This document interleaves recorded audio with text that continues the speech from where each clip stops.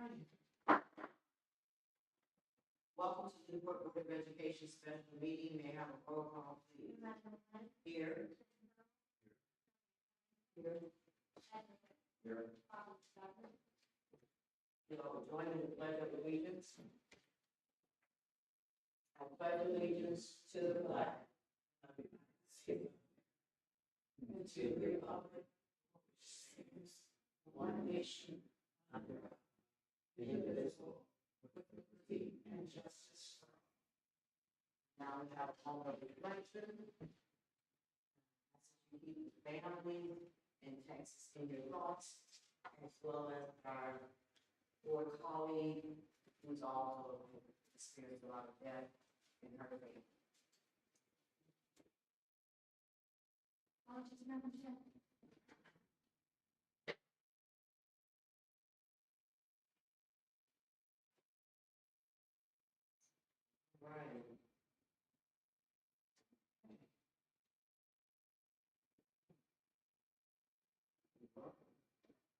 I know this is a tight time for you.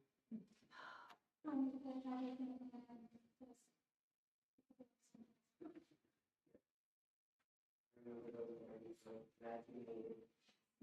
All right, the first thing on the agenda is to approve the posting a vacancy for director of curriculum position. Mr. Atkins, would you like to speak to this before?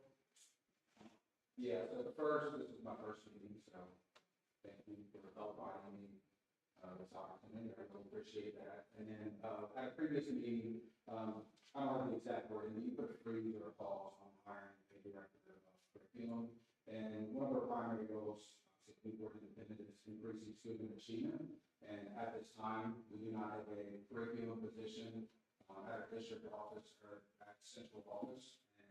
One of the primary goals of the curriculum position is looking at data, professional development, helping us improve instructionally, helping us choose the right curriculum, making sure that we're looking at the correct data, supporting the teachers looking at that data.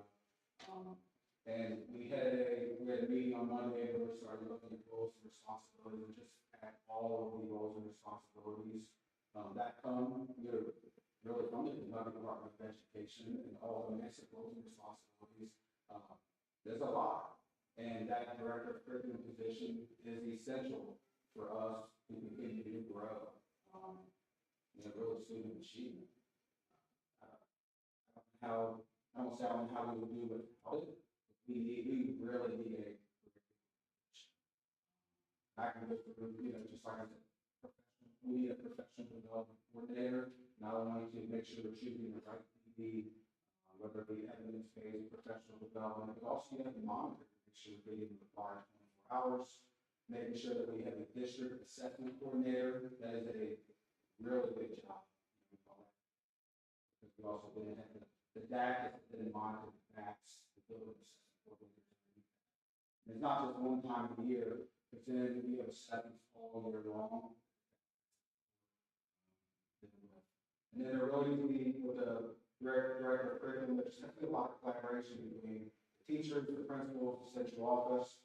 Another note that I would add with the director of curriculum, that there's always constant information coming from the Kentucky Department of Education that you need to stay on top of all the best practices and all the new updates coming from KDE, and you just need someone to stay on top of all that. Right now, until we get that position, that's me, and it's a lot of emails. I've been in here 3 days. It's a lot of emails that you're just constantly running. Other things that I would put on there that I would talk about, just choosing the right curriculum resources is essential, and making sure you're choosing things that are evidence-based. The only other thing that I would add is that I did want to make sure that we're doing the right thing financially for our district. That is a priority for me. We do not want to add anything that we do not have the funds for. Ms. Knapp and I did meet, and we had conversations several times before that, because we're not going to add a position that we do not have the funds for. So I'll make sure that was a priority, or that I'll bring something to you, because we're not going to add something without making sure that. And understand that you have the funds savings? We do, yeah. There were significant savings that we were able to utilize for a position because those savings came from various positions that that there was a savings from not filling certain positions. Right. And I believe there is a salary already on the salary schedule for that index. Is that correct? There is, yes. Any other questions? Just are you going to look internally or looking externally? I would like to post the position. Be very transparent with you. So my first thing would be to post the position. That's my wish. Right, and if it's a post position and anybody internally interested. Okay. I just didn't know if we were looking to build a facility that's already employed or if we were looking to save some funds or if we were looking externally to the full set of funds that we could develop. It could be somebody internally, so we post it, and if somebody's internal that's interested, to go ahead and. Okay. So this person who's taking on the responsibility that you just named, be one person. If this person expire improvement, if this person with extended days, extended hours, one person. Even though we have a small district, it's a lot like you named, how about one person? Any backup, this person is sick, or what happened? How will we suffice that space? Yeah, so the person would get 240 days. So it's an extended contract and get additional days. And the other thing to note is district team or district leadership team, and that's really more key. Right now, that I picked up a few things, that Ms. Stewart has picked up a few things, Ms. Kate has picked up a few things. If something does happen, then I think it's a team, we absorb those things. And that's what we're at. You know, just being a very cohesive, effective team that we've got to work together. So we'll get that. All right, any more questions? Well, I need a motion to approve posting the vacancy position of the director of curriculum. So moved. It's been moved in second, all in favor? Any abstentions? All right. Let's see, next we have to approve the new start and times. Anybody here to speak to that? Or have a conversation? I can speak to that, Madam Chair. So the change in the start time is a result of busing students to high school. So in turn, the primary and intermediate school would be to start 10 minutes sooner. And now the high school would be the last school to be dismissed and start each day. So the intent is that the primary and intermediate school, the typical yellow bus pickup that has been done for numerous years, will continue. And then a second round of busing will actually go to the former tank stops to pick up the high school students on the yellow bus. Parents, guardians, they would have to sign up for busing, just like the elementary students do for those high school students. And then they will pick the location that they are going to get on the bus at and be dropped off at. Because for some students, maybe they live down on Patterson, but they have to take their younger sibling to the intermediate school, so it makes more sense for them to pick up the yellow bus here versus trying to get all the way back home to where the residence is. So in turn, as part of that sign-up sheet for the high school students for busing, that would be determined in that time. And then the other piece that would be is, for instance, say we have a bus at the high school level that builds up, then in turn, we'll look at the other locations and see if that particular family could get to the next bus stop. Because a lot of our bus stops are only a block or two apart sometimes. but we'll have to follow the same procedures through the Kentucky Department of Transportation. So the reason why it's important that they sign up for a particular bus is so that we have a bus rosters in case of an emergency. Know who's on that bus and who to contact and all of those things. So that's the request of the time to change the school start and end time so we can provide proper transportation for all our students. How do we notify the changes of times and how to sign up and all that? Yes, so once the times are changed, it was kind of discussed a little bit at the end of last school year when we were talking about doing away with tank busing. So we'll utilize all of our different systems to notify families. So we have one call, we have, our social media, we have a website, all of that. And then they'll also receive notice that the transportation is live to request bus. So has there been any thought as to the smaller kids getting out of school earlier than the high school kids who may be the ones to pick them up? So we have discussed that with some of the schools through this process, and they didn't really have a lot. For instance, at the primary level, that there was other siblings out of the other buildings picking them up. At intermediate, one of the reasons why the older sibling was picking up is because one of the tanks stopped. It was actually around 9th Street. But what we have told the schools upon approval of these times, then there almost needs to be like a holding area at the school in order to wait for that pickup. So whether that's some constructive interventions going on and reading the math during that time, because there is about a 30-minute window depending upon which school would be coming. So those will be worked out at the school level to make sure that the students are monitored until their adult or older sibling comes in.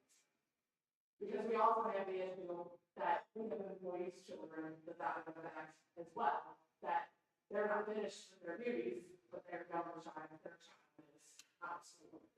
So they can get them. So you said, with the tanks, signs up, and using tanks, are those still going to be our yellow school bus stops also? So They be posted, tank sign, and use something to post.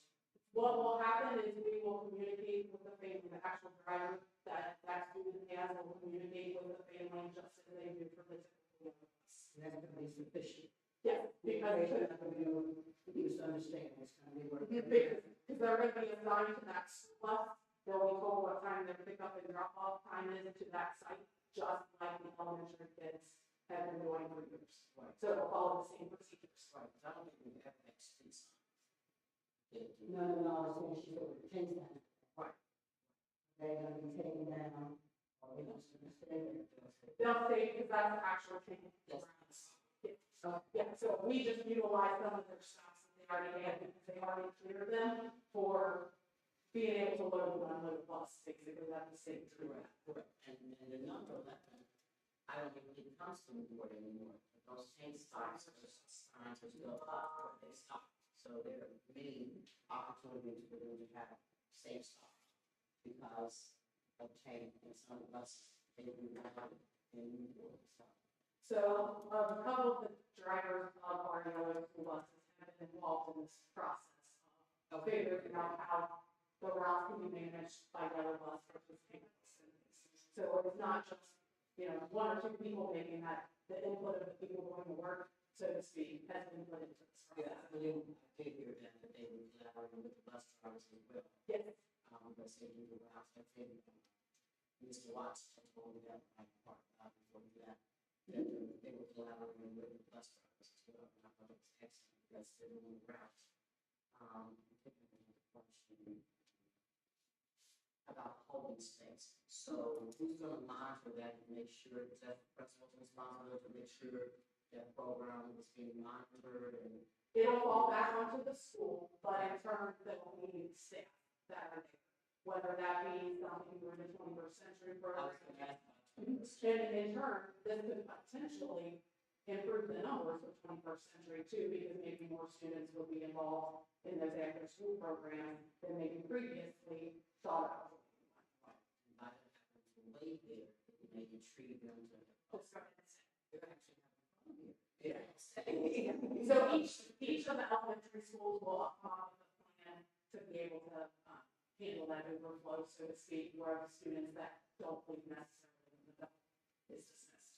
So we have new bus schedule.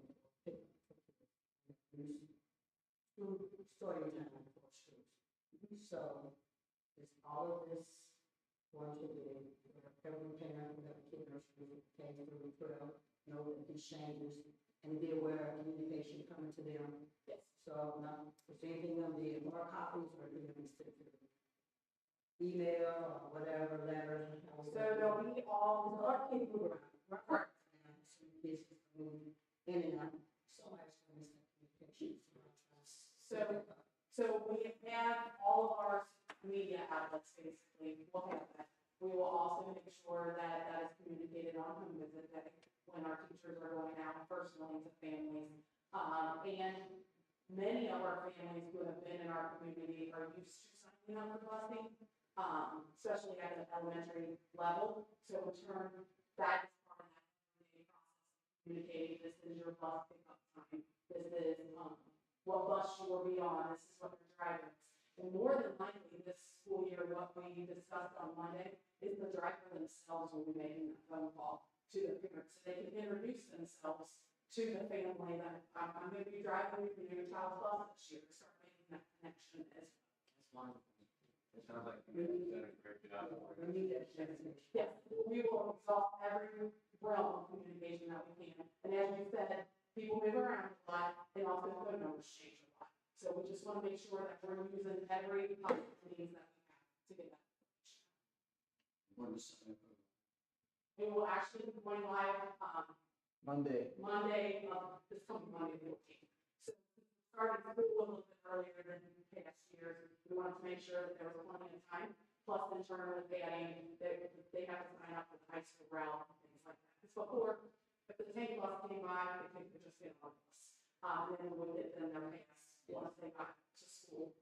This will be totally different because we have to have instructions. We have to know which medical conditions and all of that for the safety of the students. Any other questions? I just have a note, we have a work meeting with the school starts. August 14th is the first day for students. So if you make note of having, for us to get an update at the board meeting on August 27th. About transportation, how it's going, we always get updates on the first day of school. Next board meeting, but I think our work session is on the 13th, so it'll be before school starts. So that'll be our first opportunity to get an update on how things are going the first couple of weeks, if you see something we put on the agenda. First board meeting. We have an update on how that's going, that would be great. Now, does anybody know if any of the community is doing in back to school events, couple doing this event this year? They're Is it doing it this year? And we usually have a station there. We have several stations. I know DPP has always been there with sign-ups and everything. we'll have school start times and things like that. We can got that down there too, just to communicate. Okay, good. I know we usually have at least 2 or 3 booths there, introducing the programs and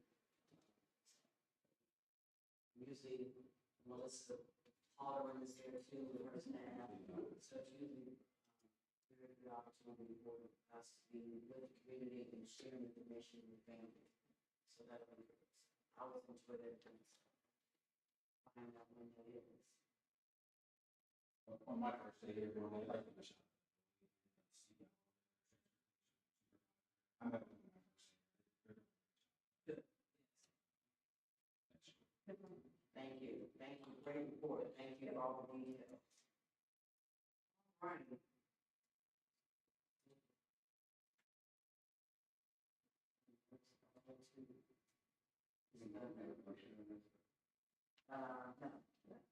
Oh, yeah, approve. It does say approve. So I need a motion to approve the new start time for the Newport Primary School, Newport Intermediate School, and Newport High School. It's been moved in second. All in favor?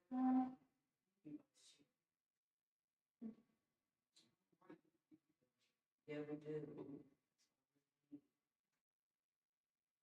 Okay, next on the agenda is approve the MOU with Health Point Family Care as a service provider for the school-based health center. There's a lot of conversation online about this. Anybody else have any questions about this agreement? So they're only offering services for children. Correct. And 1 day a week, 4 hours. Vacation out. They are really nice with how it starts, and until they know their client base, but they are willing to expand to how many hours it is that we need. So their minimum, they put their minimum in their MOU, they don't put the maximum in their MOU. So say we have a situation where we have a uptick of the flu, and we need somebody to come and like test and different things like that, we'll be able to work that out with them. We have informed them that our previous provider provided 3 days a week. They're willing to match. Now, the one concern I did have is to the payment responsibility. All services through Health Point require parental consent. So a consent form has to be signed. All the things related to billing is included in that consent form. So they make consent on their obligation to pay anything that's not covered. That's in that form. Yeah, all of that is all in there. And they actually updated the MOU just a moment ago. Okay, I was respectful to that.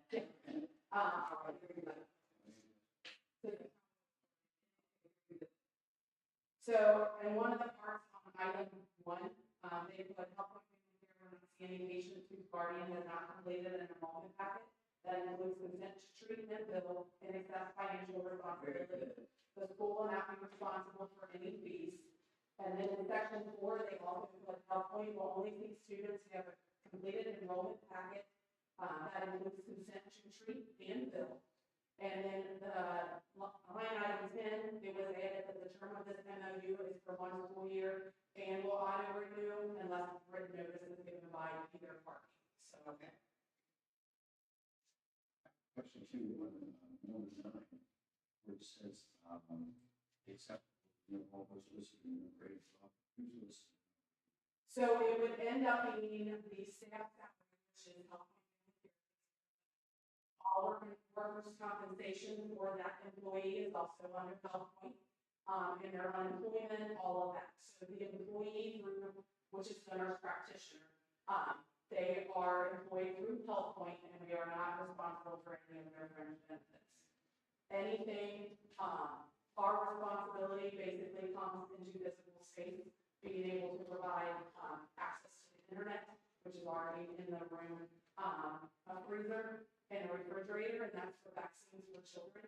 And that is already located in that location. And they need a scale, and they also need to have access to the defibrillator in case of an emergency. And we have. So all the things that they have requested of us as far as supply material, we already have. So there's no cost. There's no cost. Everything that comes through the school-based health center, they bill, and they provide the medical supplies needed. Because it belongs to them essentially. Will they have a space in every school or just one school? So the school-based health center will continue to be located downstairs. But the difference with this provider is they're willing to travel to the other schools. So we'll be able to increase access to care. Because right now, students at the intermediate school, they have direct access. They don't have to sign out of school. They're not feeling well. Their parents want them to see the nurse practitioner, they can walk right over. For high school students and primary students, that's a different avenue. And in turn, the way that the school nurses' offices are set up in both of those locations, there can still be a private office for the nurse practitioner to meet with whoever, the parent and the child, or at high school, sometimes the parent says, yeah, go ahead and see them without them being there, so to speak. So there is the capability. The other thing that they are willing to do is for vaccines for children. One of the reasons you have to have a freezer and refrigerator is because many of those they have to be at certain room temperatures, they have to be monitored in order for them to be, valid. So they are willing to transport those vaccines in the appropriate coolers that are allowed to be, that they can receive from vaccines from children, and actually take them to the high school. There are a couple shots that, or vaccines that students at 16 years old have to receive. So with permission, they're able to go on site for those students that their parents want them to receive their vaccine through the school system without being signed out. One of the things we want to make sure, because I did this for San Luis, we went all over the place. They have to have the right cooler type equipment and a thermometer. Correct. At a certain temperature and the whole. So we did have an incident last year that we did that with the vaccines, and we actually did it through, our contract with Vaccines for Children. They come and supply that to us on loan, essentially, and then we return it back to them. Yes. Yes. Keep it this temperature, monitor. And that's what the downstairs are able to do that and then exactly. To make sure that nothing has went bad in that time.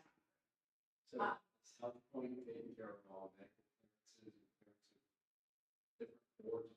Yes, so upon your approval of that MOU, once Health Point has that, then they will actually go through the different approval processes to make the yes, so they'll take care of all of that. So what we were told is that initial approval to be able to get this as one of their provider sites could take anywhere from a month to 2 months. It just kind of depends on how many are before them. So the sooner they sign the MOU, the sooner they can get that process started. So potentially, we won't be very far into a school year before we would be able to have services from the district. Yeah. At no cost to the district. They were too, right? They helped us administer a lot of the COVID vaccines to a lot of the families and kids. We have utilized Health Point in this district before, from what I was told. The other thing that I will tell you all, Health Point has been in the school-based health center business for 25 years. So with Greater Cincinnati, there's a health foundation of Greater Cincinnati that actually helps get a lot of school-based health centers started here in Kentucky. They provided the funding to get several of them going, and Health Point was the provider, and this was in like 99 and 2000. They currently are in several school districts here in northern Kentucky, and several of our neighboring school districts have services from them, and they speak very highly of their collaborations. And, yes, and the other piece of it is a lot of our students, based off of attendance notes and things, there are patients there. So the continuum of care for our clients. That's good. I thought about that because my grandchildren, so they have access to a lot of students' records. Yes. So your medical history or allergies or things like that, if you're a patient there, they would have access to that. The other piece of it that the school nurses had kind of brought to our attention, because of the Kentucky database for immunizations, they also know what immunizations that students have had or still need when maybe we don't have in those up-to-date form at the school. Because the school nurses have access to those registries, but in turn, if it's from a different state, that doesn't necessarily get given to the Kentucky registry. Yeah. Yes. Any other questions? So was there a reason why we decided to go with Health Point and not anybody else? So, Health Point is the one that has came out with an MOU. We looked at continuation of care since it is here in our community and the different services that are able to be offered to our students. For instance, one of the locations of Health Point is right down the street. You can see it from the primary school. Children's Hospital, we have been in conversations with them. This is one of the potentials.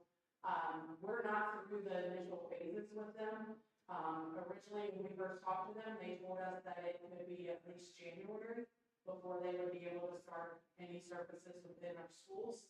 And the other piece is there's certain things that children would have to do to be able to get authorization in Kentucky. So we didn't want to hold up the process as we wait. And the other piece of it is their school-based health center models are completely different to a certain extent. Through Children's Hospital, which would eventually be a great thing, is their hope is to person that they see. So any pediatric patient that they would see, they would want. It takes for faculty. Yeah. And, yeah, and that's what we were looking at as health. Transportation wise, majority of our families here don't have access to transportation, so getting over there, if you have a team established, that would be a challenge. And we thought too, is that there needed to be follow-up, because school wasn't in session, or things like that, that potentially that could happen, especially if they are a health point patient part. Your memo that you did. I broke down to It's student and children's, what they were offering was very short comparison to what health people were willing to do and offer. Yeah, so another big difference between the two agencies is children would bring in their people. So their nurse practitioner, their medical assistant, and utilize our space.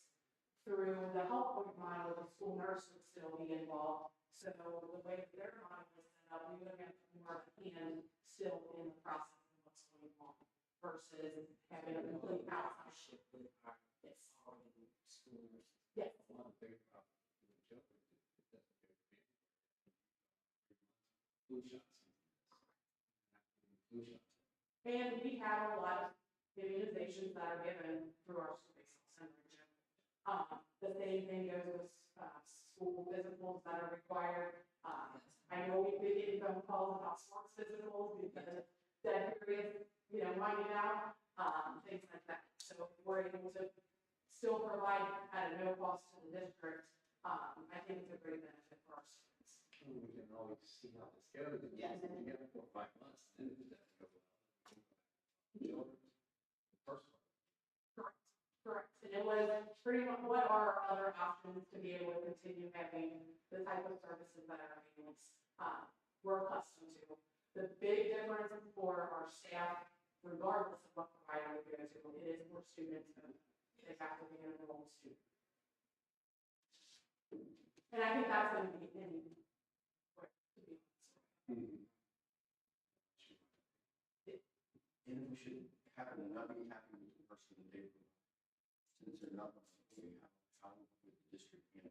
So in turn, there's a reason why we are not, that we contact the person that oversees the school-based health center and we have a meeting with that.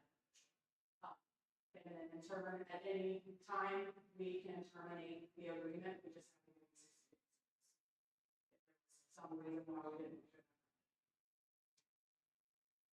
Any other questions? Right, so now, Thank you. Thank you.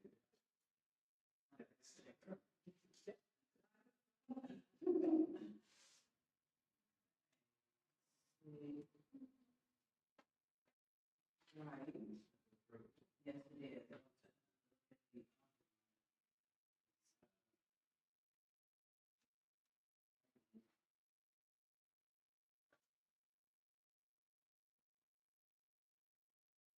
Oh, that was something the.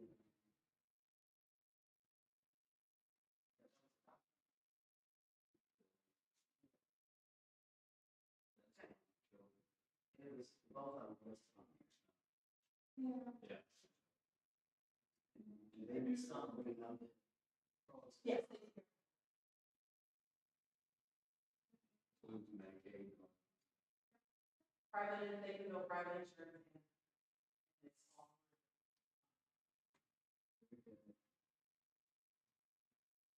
All right, then, I make a Motion motion to approve. Sounds good. Second. Been moved in second, all in favor? Moving right along. Now, this MOU with Partners for Change. So Mr. Beckton was going to speak on that, but he's not here, and also change. So if I could strike this out. Yes.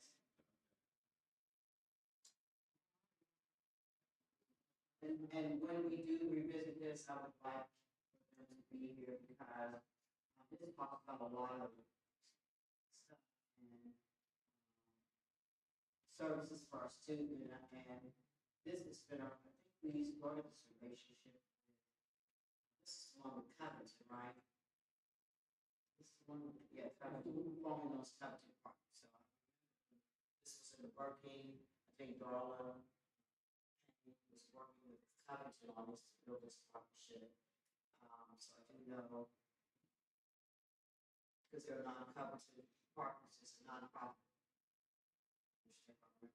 So I have a lot of questions. I'd like to know what's been going on with this, what is the collaboration like? And then the budgeting and funding, because there was something here about our roles and responsibility, regarding budget, and expenditures and union. So are you familiar with this? Okay. So you be prepared to speak to that the next time this is on the agenda. It sounds like a great opportunity for a school district and services being provided. We just want to make sure that if we're doing this, we're doing it with fidelity. And that all students that are, those who are qualified, the parents, and that we're promoting this and letting people know that these products and services are in our school. Those are the questions that we will Mr. Burke from staff, Burke from 21st century to speak to this. Okay. All right, thank you. We will, I need a motion to table.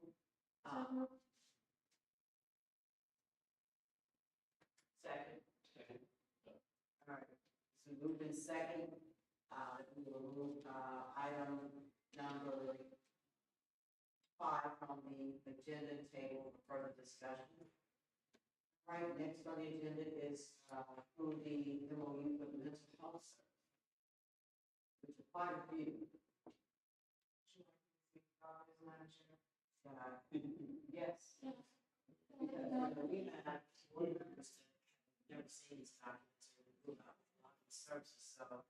So typically the MOUs for the mental health providers all come in a group, so that you guys are approving them under a line item instead of receiving all of them individually as they come in.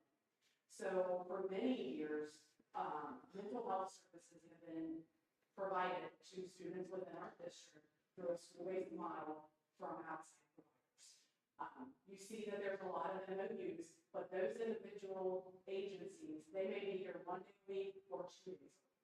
So last school year, there were about 175 students that received mental health services from one of those providers that you have MOUs for, with the exception of one. One of the main spring who you guys have an MOU for, that would be a new partnership. And the primary focus for that particular agency will be at our primary school, followed by our intermediate school. Currently, our primary school has very limited mental health services available for those students who may need it for various reasons. Previously, there were full-time district mental health clinicians that are district employees, so they were able to kind of fill in some of those gaps. We also had a clinical psychologist that saw students that was a district position. So we're trying to make sure that students are getting their mental health needs met, and being able to have these outside providers do that. Now, as part of that process, regardless of whoever the provider is, there's an intake process that happens between the parent and guardian. So let's say I'm going to use the high school. There's a student who comes to a teacher or the school counselor because they really need to talk with someone, they have anxiety, they have depression, those sorts of things, and they need some more long-term type services. So a referral would be filled out, which is an in-house document. Then one of the school counselors would actually call the parent or guardian to see if they would be interested in services for their child. If they say yes, then the referral gets sent on to the agency, and then that agency gets in contact with the family and sets up an appointment, which is called an intake. And that is where all of the background information is filled out. All of these agencies bill Medicaid, they bill insurance, so that is discussed with the family of how this will be paid for. Sometimes there's situations where there's United Way funding through some agencies, so those families that might not have insurance or something like that, there might be a grant pot of money that they're able to use to provide that. So school-based mental health has been around, like I said, for many years.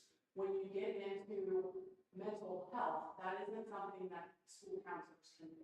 School counselors are very short-term, more solution-focused, let's, whatever the problem is, let's work it out. Where a mental health therapist is actually doing treatment and diagnoses, and they're also doing other types of counseling theories to be able to work through whatever the process is that student needs. Currently, the MOUs that you have, North Key is in all 3 of the schools. Stoic is at the high school a couple days a week.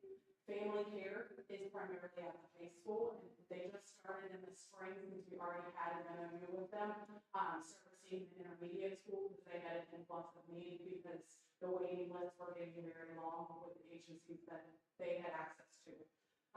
Healing Haven is only at the intermediate school. The person that's in that position was previously with Greater Cincinnati Foundation that used to come in behavioral health, and that agency quit servicing in Kentucky. Then you have Regroup, which is only at the intermediate school, and then Mainstream will be primarily at the primary school with potential at the intermediate schools. So Northeast, Stoic, and Family Care are the primary ones. And they already have room, location for them to meet, and they also utilize the same room a lot of times because they schedule out. Like today, this agency is going to be here Monday and Wednesday, this other agency is coming Tuesday and Thursday. And as far as where students are assigned to these agencies, it really depends on who has it. So there's not all of these. So you can the parent also. Sometimes parents or guardians may say, I don't want my child to be seen by this particular agency, but I'm willing to let someone else see my child. So link them up with the agency. So we have Northie, right? Northie isn't the main one anymore, but it is in all the schools. Years ago, Northie was here 5 days a week, so that was able to cover why we didn't have all of these other MOUs, and that's not the case anymore. But they are in each of the schools. I believe there's a day that they're at the primary, the equivalent of a day, there's like 2 part-time days that they're at the intermediate, and at the high school, it's 2 days. So where does Healing Heaven and Family Curse, where they? So Healing Haven is the person who works for them used to be employed by the district. So she wanted to stay within Newport because she had a passion for the students. So she found an agency that was willing to let her stay and work with Newport kids because they're primarily in Boone County schools. And Family Care is? Family Care is in 2 of our schools, the intermediate school and the high school. And they also have what's called wraparound services. So if there's a certain situation where maybe the family might need some case management or they might need some other supports, they're able to provide things outside of the school setting to work with the entire family to be able to overcome whatever the issue is. How are we paying for this? We don't pay for this. No. Yes, so we have MOUs with all of these organizations, and they bill insurance, and they take care of everything. We just provide space. How much are the services we provide? These are most of the same programming on one. Some may have changed names, but we have worked with them from anywhere from 2 to 12 years. So these services are not contained in high school extension? Yes, it's all populations are able to receive these services. And the same thing goes for NSOI. So if somebody at NSOI is wanting these services and they'd rather come to NSOI to receive it than going to the agency, we can make that happen. What do they do with the summer months? Some of the agencies, actually most of the ones that are on this list, we all know that mental health doesn't stop just because it's summer. So they make arrangements with the families as far as, whether they want to come into the office. We still offer them to be able to come into our schools because we're open. Especially in the month of June, everyone in our schools has a summer program. We even have offered it, maybe they can come to the board office and use one of our areas here because somebody is here every day. So it really just depends on what the family chooses. Some do choose to take a break. You know, that's not always the best, for your mental health, but there are circumstances that families choose to take a break in the summer and just, there's not as many, structures and routines in the summer, so they just kind of deal with whatever's going on.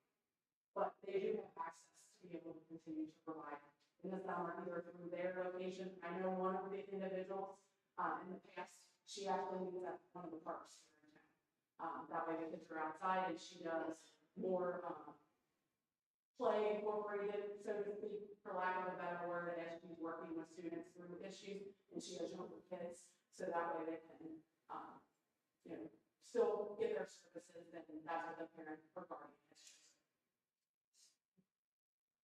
Yeah, that's great. We can continue. Who's gonna ask something else? So, I know we had lots of cuts in the spring. How does that impact actual numbers of providers that are in the schools, employed by the schools? So, these providers, none of them are employed by the school. Right. So what is employed by the school is school counselors, and there is an impact in that at the high school and the intermediate school, because positions were cut from both of those locations. The other piece of the puzzle that slowly, gradually, went away because it was funded through ESSER was the district mental health clinicians. So we have lost 3 of those over the last few years, and that's why we needed these outside providers to try to find more of them to compensate for not having those positions. As all of you know, when we came out of COVID, things haven't been the same since pre-COVID. And so students, adults, lots of people are still experiencing the impacts of what COVID came about. The other piece of that we no longer have within the district, we have a school psychologist, but we don't have a clinical psychologist anymore. So based off of what the needs are, these people are able to fulfill what those individuals that once saw that person need.